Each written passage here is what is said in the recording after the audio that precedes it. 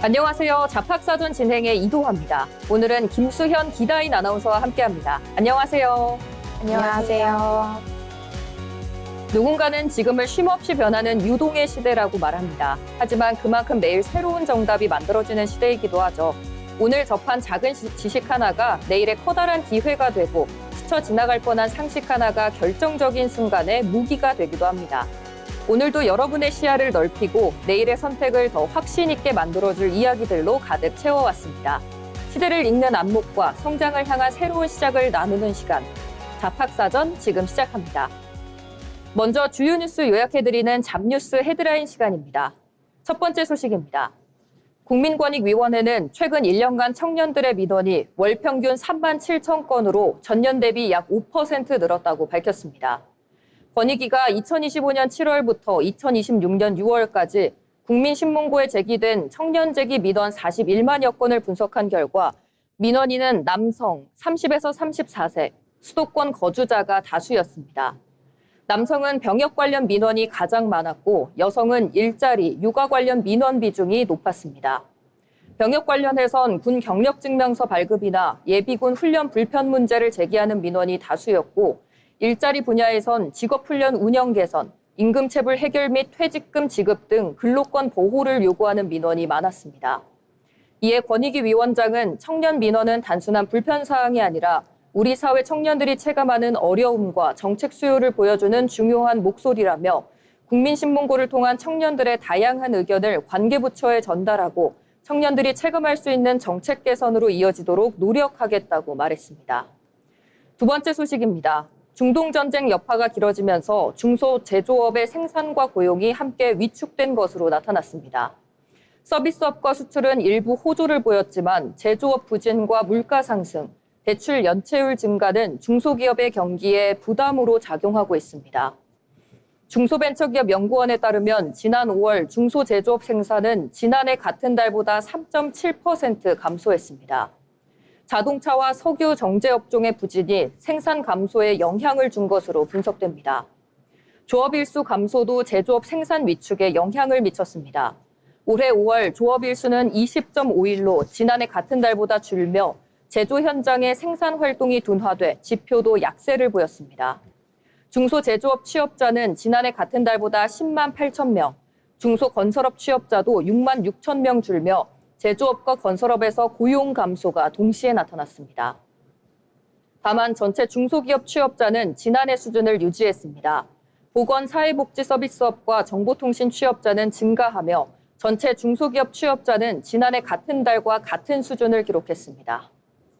마지막 소식입니다. 삼성이 비수도권 미취업 청년의 직무 역량 강화를 지원하는 교육 프로그램 청년희망 배움터 개강식을 열고 본격적인 교육에 나섰습니다. 교육은 8월 3일부터 충청, 호남, 경북, 경남 등 전국 4개 권역에서 시작되며 올해 전반기 교육생 550명이 참여합니다. 후반기 교육은 8월 모집 공고를 거쳐 11월부터 진행될 예정입니다. 청년희망 배움터는 정부의 청년 직무 역량 강화 및 취업 지원 사업인 K-뉴딜 아카데미의 일환으로 비수도권 청년들이 현장에서 필요한 직무 역량을 갖추도록 지원하는 것이 목표입니다. 삼성은 이번 프로그램을 통해 지역 청년의 취업 경쟁력 강화와 함께 산업 현장 맞춤형 인재 양성에도 기여한다는 방침입니다. 지금까지 잡뉴스 헤드라인 전해드렸는데요. 이번에는 실제 직업 현장으로 가보겠습니다. 다양한 직업을 직접 만나보고 그 속에서 일하는 사람들의 이야기를 들어보는 시간, 현장 속으로 시간입니다. 김수현 아나운서가 전해드립니다. 네, 여러분은 숨만 쉬고 누워서 돈 벌고 싶다라는 생각 한 번쯤 해보셨죠? 그런데 이 황당해 보이는 상상을 실제로 직업으로 삼은 사람들이 있습니다. 오늘 현장 속으로 해서 다룰 생소하고도 신박한 직업은 바로 남의 침대에서 잠을 자고 돈을 버는 매트리스 수면 환경 평가사입니다. 흔히 매트리스 테스터라고도 불리는 이 직업은 말 그대로 침대 제조사나 호텔 체인, 수면 연구소 등에서 출시 전 신제품 매트리스에 직접 누워 자보면서 수면의 질과 제품의 성능을 전문적으로 측정하는 평가의 일을 합니다. 그렇다면 이들은 그저 편하게 누워서 잠만 자고 오면 끝일까요? 전혀 그렇지 않습니다. 실제 업무 현장은 생각보다 훨씬 과학적이고 치밀하게 진행되는데요. 평가사들은 몸의 체중 분산 센서, 뇌파 측정기, 그리고 체온과 수면 파동을 기록하는 첨단 장비를 착용하고 침대에 눕습니다. 최소 2시간의 단기 수면부터 길게는 8시간 이상 실제로 밤샘 수면을 취하는데요. 자면서 옆으로 누웠을 때 척추가 바르게 유지되는지, 몸의 특정 부위에 압력이 쏠리지는 않는지, 또 소재에 따라 체온이 너무 올라가 땀이 차지 않는지 등 수십 가지의 인체공학적 데이터를 실시간으로 기록하고 체크합니다. 그렇다면 이 직업 덕분에 우리 소비자들은 어떤 이득을 보게 될까요? 과거에는 침대를 살 때 잠깐 매장에서 손으로 눌러보거나 5초쯤 누워보고 구매했다가 막상 집에서 자보면 허리가 아파서 후회하는 경우가 정말 많았다고 합니다. 하지만 이 수면 평가사들이 출시 전 수백 시간 동안 미리 자보고 정밀한 데이터를 제공해주는 덕분에 우리는 허리 디스크 환자용, 옆으로 자는 사람용, 열이 많은 사람용, 이것처럼 내 체형과 수면 습관에 딱 맞는 검증된 제품을 실패 없이 선택할 수 있게 되었습니다. 결국 이들 덕분에 현대인들이 숙면을 취하고 삶의 질을 높일 수 있게 되는 것이죠. 그렇다면 어떤 자질과 자격이 필요할까요? 누구나 할 수 있을 것 같지만 조건이 생각보다 까다롭습니다. 우선 장소가 바뀌어도 5분 이내에 깊은 잠이 들 수 있는 강한 인면 능력이 필수라고 합니다. 하지만 동시에 자고 일어났을 때 몸에 아주 미세한 불편함이나 원단의 미세한 감촉 차이까지 알아내는 극도로 예민한 신체 감각을 동시에 가져야 합니다. 이 때문에 근무 전에는 카페인이나 알코올 섭취는 물론 향수 사용까지 엄격히 금지되곤 합니다. 국내 수면 산업, 이른바 슬립테크 시장이 3조 원 규모로 성장하면서 이들의 몸값도 계속 올라가고 있는데요. 현대인의 완벽한 하룻밤을 위해 대신 잠을 청하는 이색 전문가들, 매트리스 수면 평가사였습니다. 네, 현대인의 숙면을 위해 신체 감각을 세심하게 세워 일하는 전문적인 현장이었습니다. 남들은 잠든 순간에도 묵묵히 땀 흘리는 이색 전문가들의 노고 덕분에 오늘 밤 우리들의 잠자리가 더 편안해지는 것 같습니다. 다음은 지금 바로 활용할 수 있는 실질적인 취업 정보를 전해드리는 오늘의 잡정보 시간입니다. 기다인 아나운서가 전해드립니다. 네, 여러분의 든든한 취업 길잡이 알짜배기 고용 정보만 쏙쏙 골라드리는 오늘의 잡정보 시간입니다. 바늘구멍 같은 취업 관문을 통과한 기쁨도 잠시 첫 월급 명세서를 받아들고 이 월급 모아서 언제 집 사고 언제 결혼하나 하며 한숨 쉬신 적 없으신가요? 혼자서 팍팍한 월급 쪼개며 저축하기 막막한 사회초년생 여러분을 위해 아주 든든한 소식 준비했습니다. 오늘 전해드릴 정보는 바로 취업과 동시에 시작하는 목돈 마련의 기적, 정부의 청년자산 형성 지원 제도입니다. 가장 먼저 중소기업에 막 취업한 청년이라면 청년 내일 채용 공제를 절대 놓쳐서는 안 되는데요. 이 제도는 청년 근로자와 소속 기업, 그리고 정부가 3자 공동으로 공제금을 적립하는 방식입니다. 쉽게 말해 내가 매월 일정 금액을 꾸준히 저축하면 정부와 회사가 내 통장에 돈을 듬뿍 얹어주는 그야말로 마법 같은 제도죠. 정해진 기간 동안 꾸준히 근속하면서 납입을 마치면 내가 실제로 낸 돈의 몇 배에 달하는 든든한 목돈을 만기 시에 손에 쥘 수 있습니다. 중소기업 입장에서는 우수한 청년 인재의 장기 근속을 유도할 수 있고요. 청년은 든든한 초기 자산을 형성할 수 있으니 그야말로 상생을 위한 일석이조의 혜택이죠. 그렇다면 저는 중소기업에 다니지 않는데 어떡하죠? 걱정하실 필요 없습니다. 더 폭넓은 청년들이 혜택을 누릴 수 있는 청년 도약 계좌가 있기 때문인데요. 청년 도약 계좌는 매월 최대 70만 원 한도 내에서 자유롭게 납입하면 정부가 납입액에 비례해 매월 최대 2만 4천 원의 기여금을 더해주고요. 여기에 시중은행의 높은 이자까지 모두 비과세로 챙길 수 있는 알짜배기 상품입니다. 5년 만기를 꽉 채우게 되면 최대 5천만 원가량의 목돈을 만들 수 있어서 요즘 직장인들 사이에서는 사회초년생 필수 1호 통장으로 꼽히고 있습니다. 월급도 적은데 5년은 너무 길고 부담스러워요. 이렇게 생각하시는 분들은 분명 계실 텐데요. 하지만 최근에는 청년들의 현실을 적극 반영해서 제도가 훨씬 유연해졌습니다. 긴급하게 생활 자금이 필요할 때는 통장을 깨지 않고도 계좌를 담보로 대출을 받을 수 있도록 하거나 결혼이나 주택 마련 같은 특별한 사유가 있을 때는 중도 해지를 하더라도 정부 기여금과 비과세 혜택을 그대로 유지해주고 있습니다. 여기서 오늘의 잡정보가 드리는 꿀팁 하나 더 만약 앞서 말씀드린 청년 내일 채용 공제로 먼저 만기금을 수령하셨다면 이 든든한 목돈을 청년 도약 계좌에 일심납으로 쑥 집어넣을 수 있습니다. 정부 지원 제도를 영리하게 연계해서 이른바 자산 증식의 선순환을 만들어내는 겁니다. 가입 조건은 만 19세에서 34세 이하 청년 중 개인소득과 가구소득 기준을 충족한다면 누구나 신청하실 수 있습니다. 재테크의 가장 기본은 종잣돈 마련이라고 하죠. 혼자 힘으로는 모으기 벅찬 1,000만 원, 5천만 원의 목돈. 이제 정부의 든든한 지원 제도를 지렛대 삼아 똑똑하고 빠르게 불려나가길 바랍니다. 각 제도의 정확한 신청 기관과 세부 조건은 고용노동부 워크넷이나 서민금융진흥원 홈페이지에서 꼼꼼하게 확인해 보실 수 있습니다. 저는 다음 이 시간에도 여러분의 지갑과 스펙을 든든하게 채워줄 알찬 정보로 다시 돌아오겠습니다. 지금까지 오늘의 잡정보 시간이었습니다. 네, 팍팍한 월급 봉투 속에서도 희망을 키워가는 사회초년생 여러분께 아주 단비 같은 소식이었는데요. 혼자 모으기 막막하지만 이런 정부 제도를 지렛대 삼는다면 목돈 마련의 꿈도 훨씬 가까워질 것 같습니다. 오늘 알려드린 정보들 꼭 챙기셔서 든든한 내일을 만들어 가시길 바라겠습니다. 다음은 세상에서 우리가 아직 잘 알지 못하는 다양한 직업들이 존재하는데요. 새롭게 떠오르는 직업과 앞으로 주목해야 할 미래 직종을 살펴보는 시간, 직업의 세계 김나령 아나운서가 전해드립니다. 우리가 매일 사용하는 내비게이션과 통신 서비스, 기상 관측과 재난 정보 뒤에는 지구 주변을 돌고 있는 수많은 인공위성이 있습니다. 그런데 우주에는 차선도 신호등도 없습니다. 빠른 속도로 움직이는 인공위성과 수명을 다한 위성, 로켓의 잔해가 서로 같은 궤도를 지나기도 하는데요. 자칫 충돌이라도 발생하면 값비싼 위성을 잃는 것은 물론 새로운 우주 쓰레기까지 만들어질 수 있습니다. 이런 우주 속 교통사고를 미리 예측하고 인공위성이 안전하게 길을 비켜가도록 돕는 사람이 있습니다. 오늘 직업의 세계에서는 우주에 보이지 않는 교통을 관리하는 사람, 인공위성 충돌 위험 분석가를 소개합니다.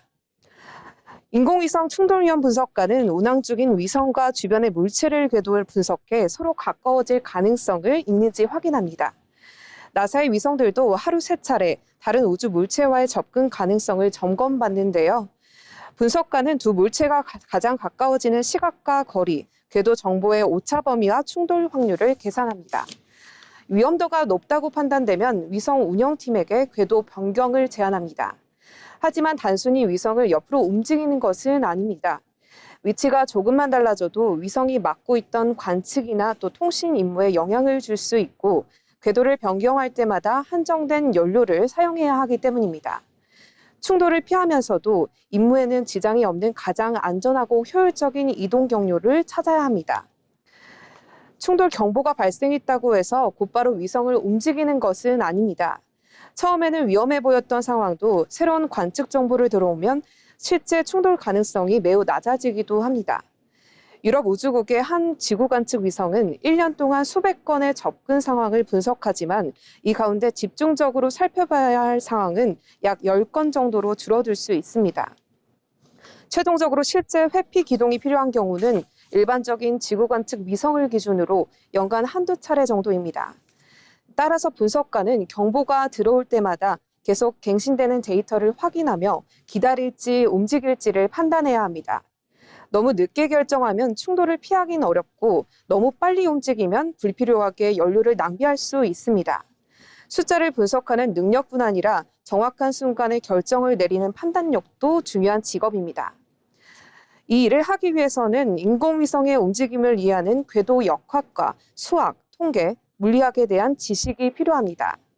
많은 궤도 정보를 빠르게 처리해야 하기 때문에 프로그래밍과 데이터 분석 능력도 중요합니다. 또 분석 결과를 인공위성 운영자와 연구진에게 명확하게 전달할 수 있어야 하는데요. 우주 공간이 점점 복잡해지면서 충돌 경보를 사람이 일일이 분석하기는 어려워지고 있습니다. 이에 따라 인공지능이 위험도를 자동으로 계산하고 회피 경로까지 제한하는 기술도 개발되고 있습니다.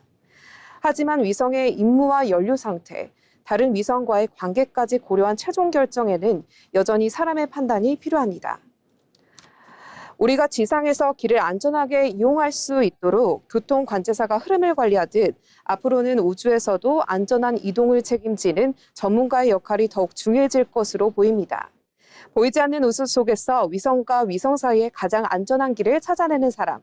오늘 직업의 세계에서는 인공위성 충돌 위험 분석가를 만나봤습니다. 우리가 매일 누리는 편리한 일상 뒤에는 이처럼 눈에 보이지 않는 곳에서 우리의 안전을 지켜내는 특별한 전문가들이 있었습니다.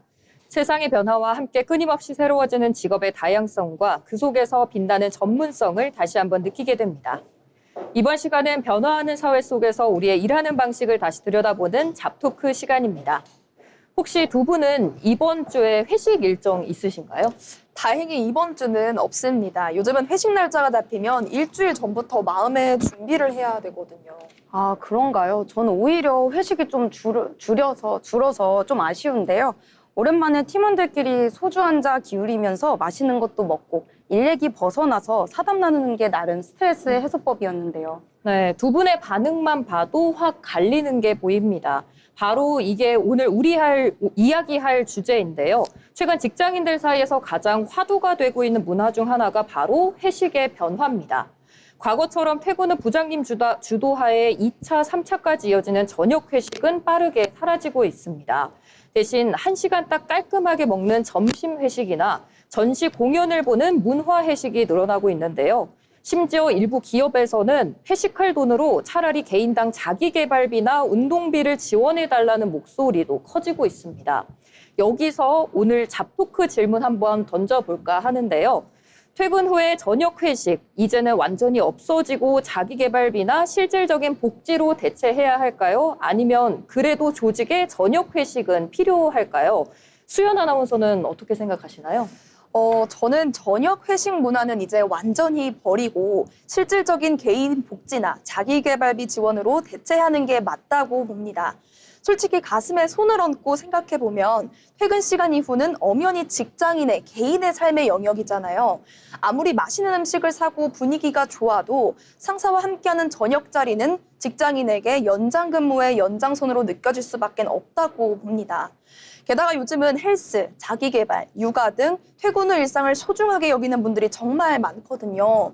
억지로 저녁 시간을 빼앗는 회식비 예산을 차라리 운동 지원금이나 학원 수강료 같은 개인 복지 포인트로 돌려준다면 직원들의 회사 만족도와 업무 몰입도가 높아지지 않을까 생각합니다.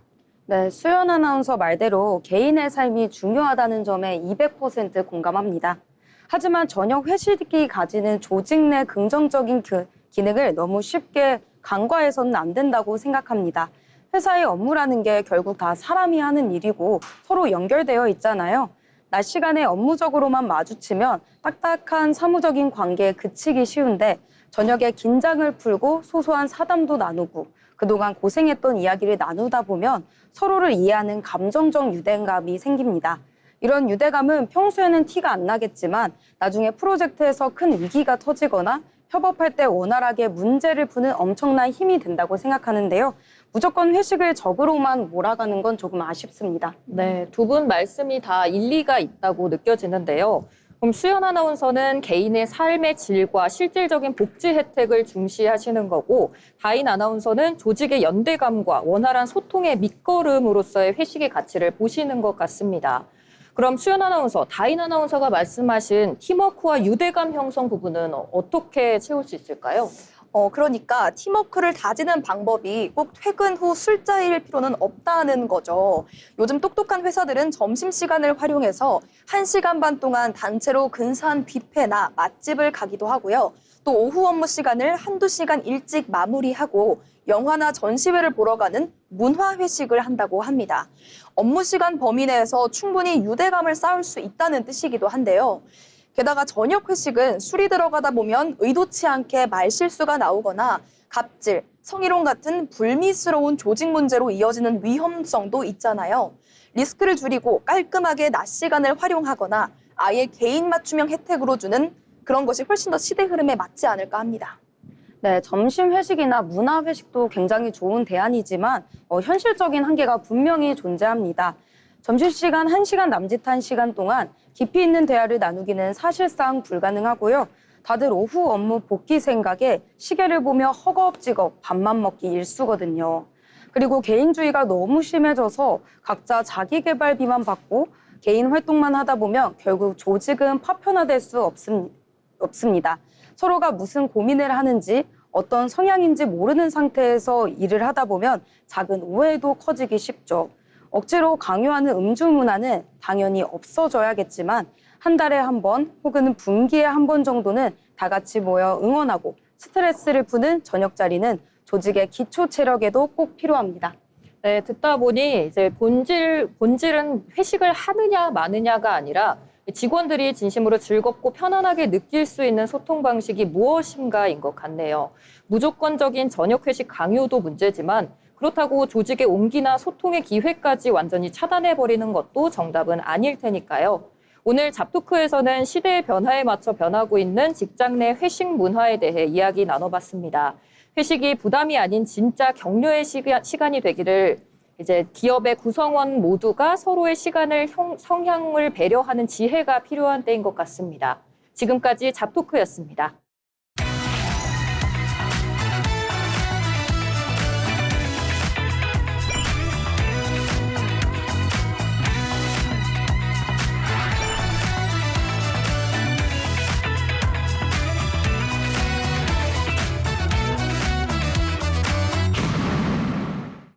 이렇게 빠르게 사회가 변화하고 있지만 그 와중에도 묵묵히 자신의 길을 걸어가는 사람들이 있습니다. 평범하지만 특별한 일하는 사람의 이야기, 자빈 스토리를 박재민 아나운서가 전해드리겠습니다. 네, 다양한 사람들의 삶과 직업을 통해 이야기를 전해드리는 시간, 자빈 스토리입니다. 여러분은 좋은 과학자란 어떤 사람이라고 생각하시나요? 어려운 논문을 잘 쓰는 사람일까요? 아니면 실험을 잘하는 사람일까요? 그런데 딱딱한 과학을 누구나 이해할 수 있는 이야기로 풀어내며 대한민국에서 가장 유명한 과학자 중 한 명이 된 사람이 있습니다.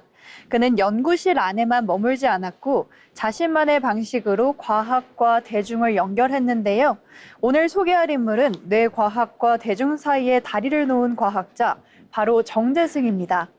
정재승은 1972년 태어났습니다. 경기 과학고를 거쳐 카이스트에서 물리학 학사, 석사, 박사까지 마쳤는데요. 사실 그는 원래 천체 물리학자를 꿈꿨습니다. 그런데 대학 시절 카오스 이론을 소개한 책 한 권을 읽고 나서 막 태동하던 학문인 복잡계 물리학에 기여하고 싶다는 생각에 전공의 방향을 바꿨는데요.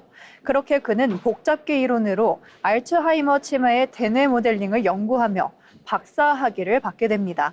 이후 예일대 의대와 컬럼비아대 의대에서 정신과 연구원으로 활동하며 뇌와 인간의 의사결정을 탐구했습니다.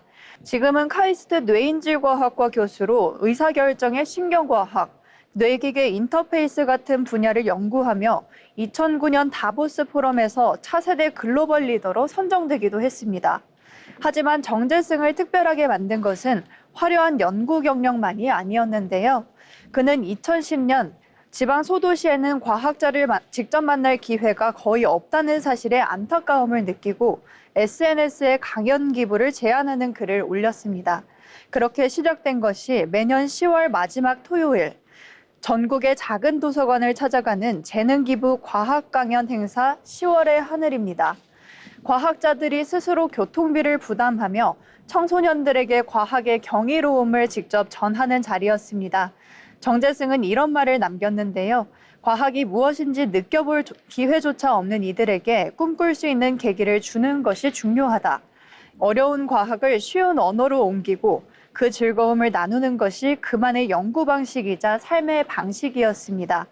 정재승은 연구를 잘하는 과학자를 넘어 과학이 얼마나 가까이 있을 수 있는지 세상에 증명한 사람인데요. 전공을 바꾸는 것도 두려워하지 않았고 연구실 밖으로 나가는 것도 주저하지 않았기에 오늘의 정재승 교수가 있을 수 있었습니다. 우리는 흔히 전문성은 한 우물만 파는 것이라고 생각합니다. 하지만 정재승은 자신의 지식을 나누는 것 또한 전문성의 또 다른 완성이라는 사실을 보여줬습니다. 혼자만 아는 것에 머무르기보다 함께 아는 것으로 나아가는 것, 그것이 세상이 신뢰하는 과학자를 만드는 시작이었습니다. 지금까지 자빈스토리였습니다. 연구실 안에 깊은 학문이 세상 밖으로 나와 따뜻한 나눔이 될 때 그 지식은 더 큰 가치를 지니게 되는 것 같습니다. 혼자 아는 것에 머물지 않고 세상과 끊임없이 소통해온 정재승 교수의 삶을 통해 참된 전문성이란 무엇인가 다시 한번 생각해 보게 됩니다. 이번 시간은 경제로 보는 일터입니다. 경제의 변화는 곧 일의 방식과 일자리의 모습에도 영향을 미치죠. 이번 시간에는 경제 흐름을 통해 산업과 일터의 변화를 함께 들여다보겠습니다. 유상화 아나운서가 전해드립니다. 오랫동안 혹독한 겨울과도 같았던 건설 시장에 반가운 훈풍이 감돌고 있습니다. 최근 건설 수주가 늘어난 데 이어 무엇보다 우리 일터의 핵심 지표인 고용 부분까지 개선되는 흐름을 보이고 있는 건데요. 실제로 건설업 취업자 수가 올해 5월 들어서 무려 24개월 만에 플러스 성장세로 돌아섰습니다. 오늘 경제를 보는 일터에서는 건설업의 반등 신호 그리고 그에 따른 고용 시장의 변화를 함께 알아보겠습니다. 코로나19 이후 건설 시장은 그야말로 꽁꽁 얼어붙어 있었습니다. 원자재 값과 인건비가 폭등하면서 공사비가 급등한 데다 자금줄인 부동산 프로젝트 파이낸싱, 즉 PF 시장마저 차갑게 경색됐기 때문입니다. 이를 대표적으로 보여주는 사례가 둔촌주공 아파트의 최대 건축 현장 사례인데요. 이 건축 현장이 무려 6개월 동안이나 공사가 중단됐었습니다. 이 중단의 이유로는 시공사와 시행사 간의 자금 운용이 원활하지 않아서였는데요.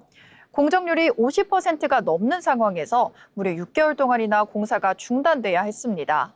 공사가 멈추자 대출 만기가 다가왔고 부도 위기까지 내몰리게 됐는데요.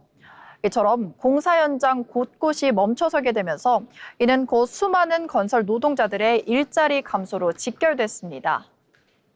하지만 이렇게 길게 이어졌던 터널도 조금씩 끝이 보이는 듯합니다. 보통 건설업은 공사를 따내는 수주를 늘어나게 되면 약 6개월간의 시차를 두고 현장에 사람을 뽑는 고용으로 이어지는 특성이 있는데요. 지난 5월에 건설 수주가 늘어나면서 건설업 취업자 수 역시 2년 만에 증가 전환했습니다. 통계청 발표에 따르면 지난 5월의 건설업 취업자는 전년 동월 대비 약 1.5% 증가한 것으로 나타났습니다. 지난 2년간 매달 일자리가 줄었다라는 통계만 보다가 마침내 반가운 플러스로 돌아선 겁니다. 다만 수주는 늘었지만 지나친 낙관은 아직 이르다는 분석이 나옵니다. 건설기업들의 체감 경기를 나타내는 지표죠. 지난 6월에 CBSI 지수가 74.5를 기록하면서 전월 대비 3.0포인트 상승했습니다. 신규 수주나 수주잔고 같은 세부 지수는 일부 개선됐지만 기준선인 100에는 한참 못 미쳐서 현장에서 느끼는 체감 경기는 여전히 부진한 상황입니다.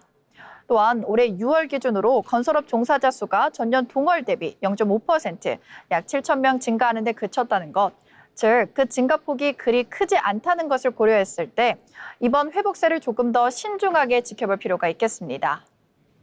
그럼에도 고용당국이 건설업의 긴 침체가 마침내 마무리 단계에 접어들었다고 판단하고 있는 만큼 이번 고용 반등이 일회성에 그치지 않고 우리 현장과 노동자들에게는 지속 가능한 일자리 회복으로 이어질 수 있을지 지켜봐야 할 것 같습니다. 지금까지 경제를 보는 일터였습니다. 오랜 한파를 견딘 건설 시장에 반가운 봄바람이 불고 있지만 아직 현장의 체감 온도까지 완전히 녹지는 않은 모습입니다.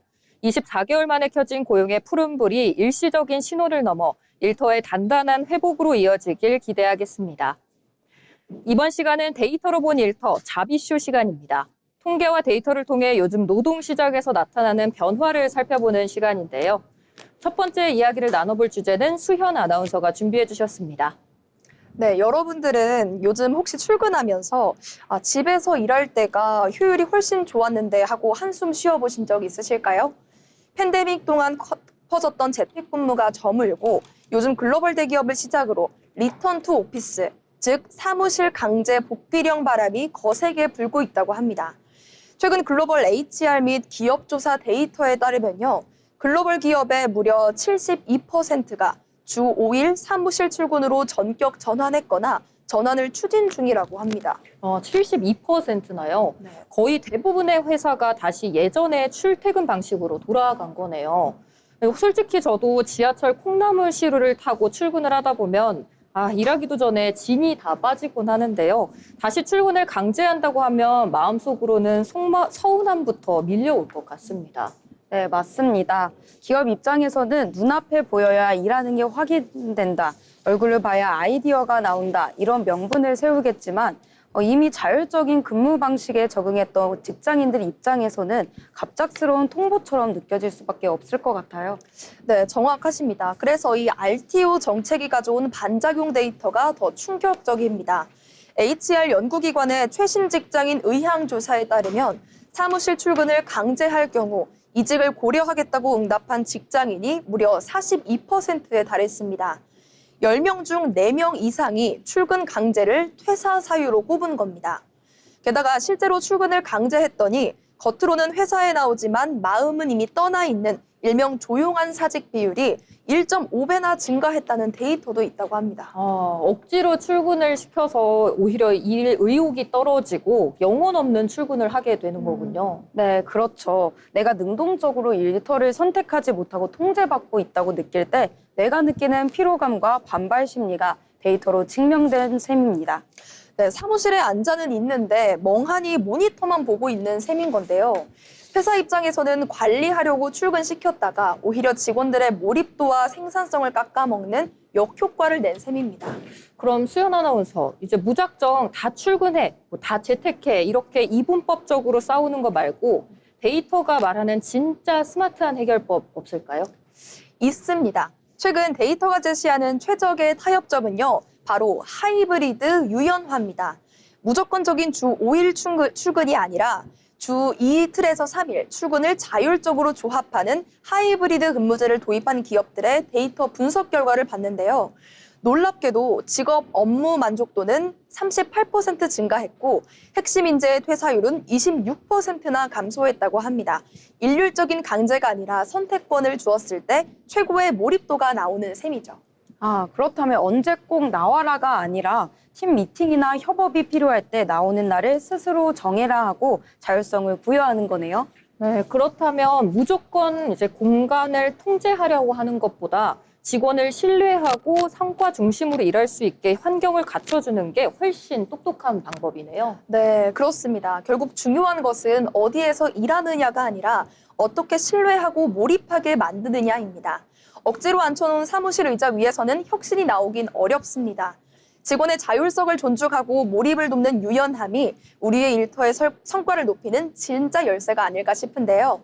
다음 주에는 내 업무 효율이 가장 높았던 장소와 시간을 직접 데이터처럼 기록해보는 건 어떨까요? 지금까지 데이터로 본 일터였습니다.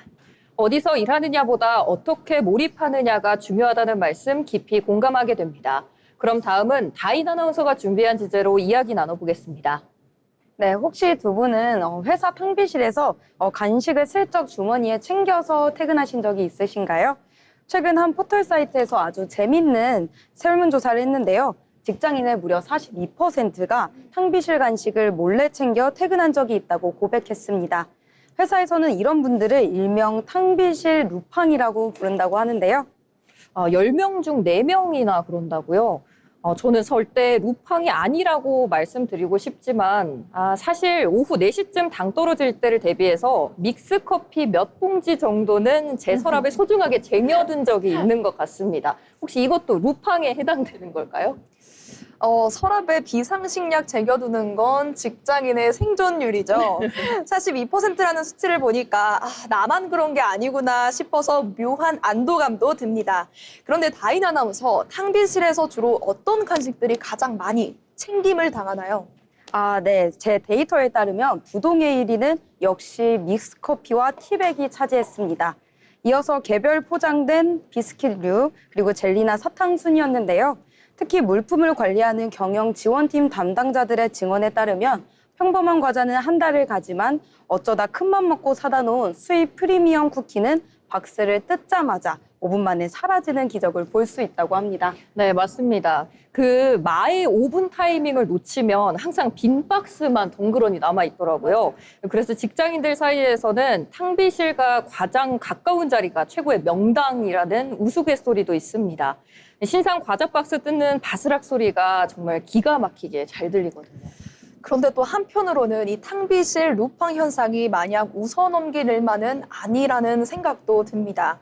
그만큼 우리 직장인들의 업무 강도나 스트레스가 심하고 또 달콤한 간식으로라도 그 고단함을 보상받고 싶어하는 심리가 깔려 있는 게 아닐까요? 네, 정확한 지적이십니다. 심리 전문가들도 이를 악의적인 횡령이라기보다는 팍팍한 직장 생활 속에서 찾는 소소하고 귀여운 일탈이자 스트레스 해소법으로 분석하고 있습니다. 실제로 설문 응답자의 상당수가 간식을 챙긴 이유로 야근할 때 먹으려고 혹은 퇴근길에 너무 출출해서라고 답하기도 했고요. 네, 이른바 소확횡이라고 소소하지만 확실한 횡령이라고도 하잖아요. 이게 참 짠하면서도 200% 공감이 갑니다. 하지만 뭐든 과유불급이겠죠. 다른 동료들의 당 충전을 위해서라도 간식은 먹을 만큼만 양심껏 챙기는 훈훈한 배려가 필요할 것 같습니다. 네, 그러면 내일 아침 출근하시면 탕비실에서 동료와 커피 한 잔 나누면서 가볍게 웃어보는 건 어떨까요? 물론 남은 프리미엄 쿠키가 있다면 일단 내목부터 재빨리 챙기시고요.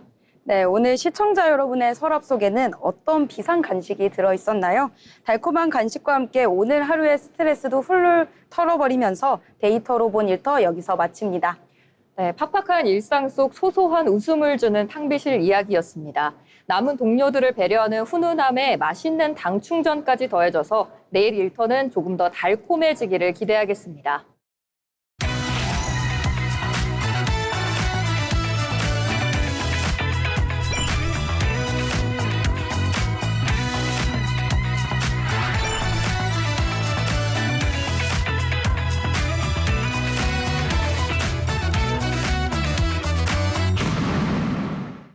취업을 준비할 때 중요한 것 중 하나는 바로 기업을 제대로 이해하는 것입니다. 기업의 특징과 산업 트렌드를 살펴보는 시간, 기업사전, 기업을 알고 잡자, 조희은 아나운서가 준비했습니다. 기업을 쉽고 재밌게 알아보는 시간, 기업사전입니다. AI 산업이 빠르게 성장하면서 반도체 경쟁도 더욱 치열해지고 있습니다. 그런데 이 반도체를 직접 생산하지 않아도 AI 시대의 핵심 기업으로 주목받는 회사가 있습니다. 바로 반도체 IP, 즉 반도체 설계 자산을 개발하는 오픈 엣지 테크놀로지입니다. AI 반도체가 더 빠르고 효율적으로 작동할 수 있도록 핵심 기술을 설계하는 기업입니다. 오늘은 AI 반도체의 숨은 조력자 오픈 엣지 테크놀로지에 대해 알아보겠습니다. 오픈 엣지 테크놀로지는 2017년 설립된 국내 시스템 반도체 IP 전문 기업으로 2022년 코스닥에 상장했습니다. 여기서 IP는 지식재산권이 아닌 반도체 설계 자산을 의미하는데요. 반도체를 개발할 때 필요한 핵심 기능을 미리 설계해둔 기술 블록입니다. 자동차를 만들 때 엔진을 새로 개발하지 않는 것처럼 반도체 기업들도 검증된 IP를 활용해 개발 기간과 비용을 크게 줄일 수 있습니다. 현재 전 세계 40여 개 고객사를 확보하고 있으며 80개 이상의 IP가 실제 반도체 프로젝트에 적용되고 있습니다. 오픈 엣지 테크놀로지의 대표 기술은 크게 4가지가 있습니다. 첫 번째는 메모리 컨트롤러. AI 반도체가 메모리와 데이터를 주고받는 과정을 효율적으로 제어하는 역할입니다. 두 번째는 DDR5. 반도체와 메모리를 실제 전기 신호로 연결해 고속 데이터 전송을 가능하게 하는 기술입니다. 세 번째는 NOC 인터커넥트입니다. 반도체 내부에서 데이터를 가장 빠른 길로 이동시키는 일종의 칩 속 고속도로 같은 역할입니다. 마지막으로 MPU IP도 개발하고 있는데요. AI 추론 연산을 빠르고 효율적으로 수행하도록 설계된 AI 전용 프로세서입니다. AI 반도체는 계산 능력만 뛰어나다고 좋은 반도체가 되는 것은 아닙니다. 연산에 필요한 데이터를 얼마나 빠르게 불러오고 효율적으로 이동시키느냐가 성능을 좌우하는데요. 이를 업계에서는 메모리 병목 문제라고 부릅니다. 오픈 엣지 테크놀로지는 메모리 컨트롤러와 인터커넥트 기술을 통해 데이터 이동 속도를 높이고 지연 시간과 또 전력 소비를 줄이는 기술을 개발하고 있습니다. 눈에 잘 드러나지는 않지만 AI 반도체 성능을 좌우하는 핵심 기반 기술인 셈입니다. 그렇다면 오픈 엣지 테크놀로지는 어떻게 수익을 낼까요? 가장 큰 수익원은 반도체 IP 라이선스입니다. 고객사가 기술을 사용할 때 라이선스 비용을 받고 이후 해당 기술이 적용된 반도체가 양산되면 판매량에 따라 로열티를 받습니다. 즉, 반도체를 직접 생산하지 않아도 기술을 공급하면서 지속적인 수익을 얻는 구조인데요. 한 번 개발한 IP를 여러 고객사에 공급할 수 있다는 점도 강점으로 꼽히고 있습니다. 최근 생성형 AI와 데이터 센터 시장이 빠르게 성장하면서 AI 반도체의 성능 경쟁도 치열해지고 있습니다. 오픈 엣지 테크놀로지는 LPDDR5X, LPDDR6, DDR5, GDDR6, HBM3 등 최신 메모리 규격을 지원하는 IP를 개발하면서 차세대 AI 반도체 시장에 대응하고 있습니다.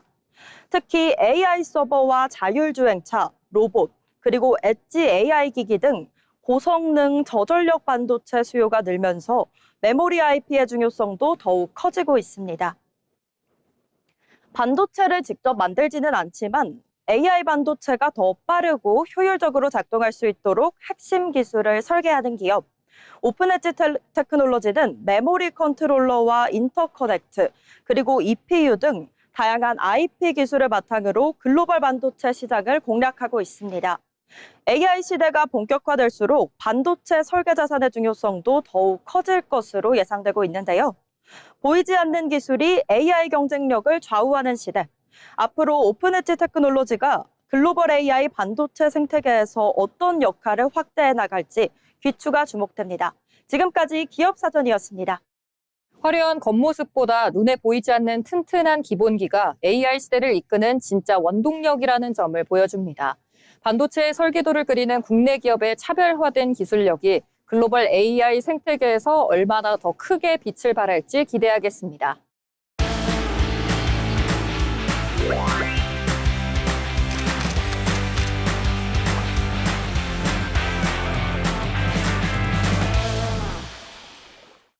이번 시간은 전국의 모든 맛집과 축제, 그리고 핫플레이스를 전하는 어디 갈까 시간입니다. 최한솔 아나운서와 함께 만나보시죠.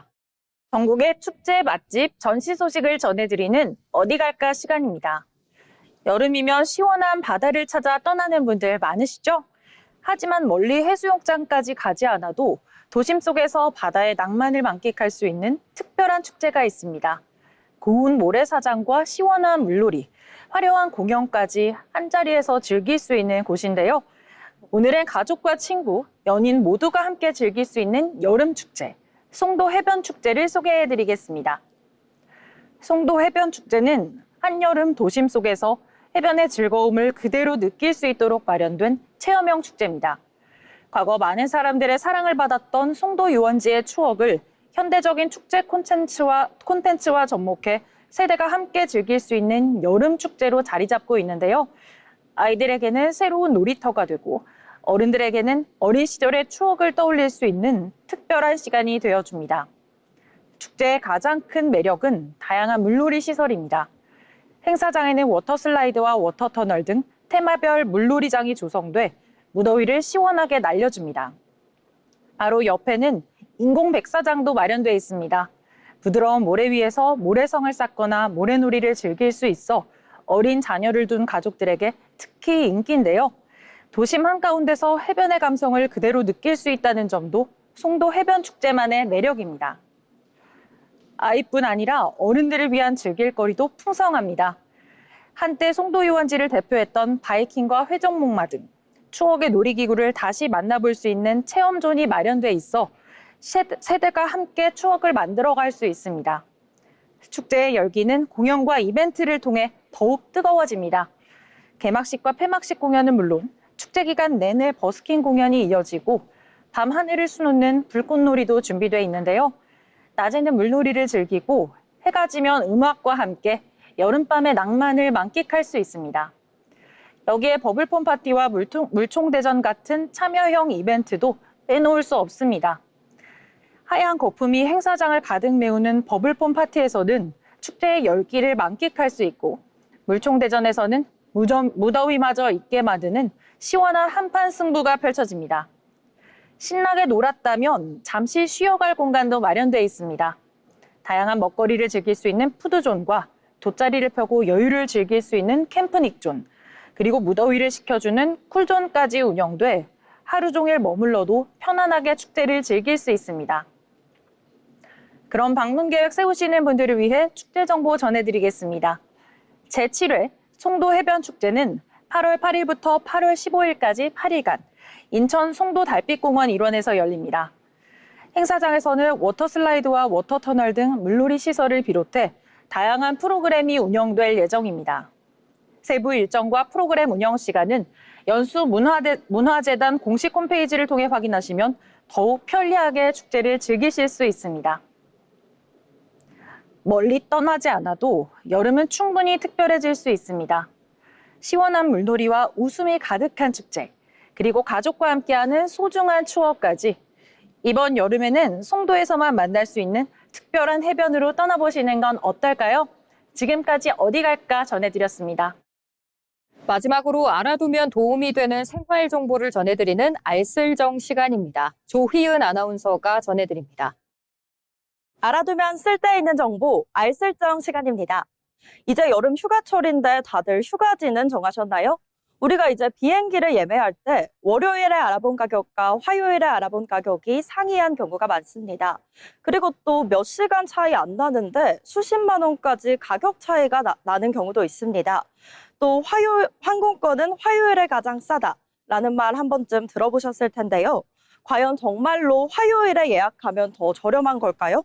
오늘은 항공권 가격이 어떻게 정해지는지, 그리고 또 조금이라도 저렴하게 구매하기 위해서는 어떻게 해야 하는지 알쓸정에서 쉽게 정리해드리겠습니다. 결론부터 말씀드리면 화요일이라고 해서 가장 저렴한 것은 아닙니다. 과거에는 일부 항공사들이 주 초반에 할인 운임을 내놓는 경우가 있어서 이런 말이 생겼지만 지금은 상황이 많이 달라졌습니다. 요즘 항공권 가격은 사람이 일일이 정하는 것이 아닌 예약 상환과 수요를 실시간으로 분석하는 시스템에 따라 계속 변한다고 합니다.